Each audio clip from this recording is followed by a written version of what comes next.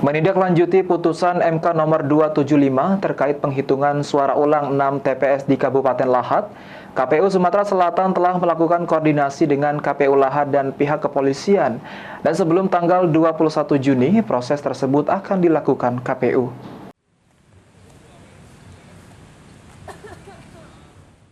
Pasca keluarnya putusan MK terkait proses perhitungan suara ulang di 6 TPS Kabupaten Lahat, KPU Sumatera Selatan telah berkoordinasi dengan KPU dan Polres Kabupaten Lahat untuk menjaga dan mengamankan kotak suara di 6 TPS tersebut.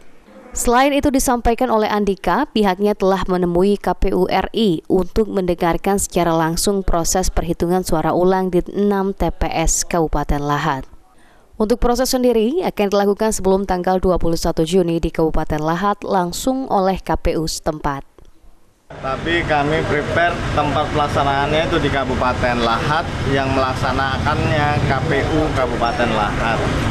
Kan kami punya 15 hari nih sejak pengucapannya kemarin. Batasnya terakhir itu tanggal 20 atau tanggal 21 ya. Kami akan laksanakan sebelum tanggal 21 Mei. KPU Sumatera Selatan akan mentaati putusan MK yang telah dikeluarkan untuk melakukan perhitungan suara ulang di Kabupaten Lahat. Firman Hidayat, PAL TV.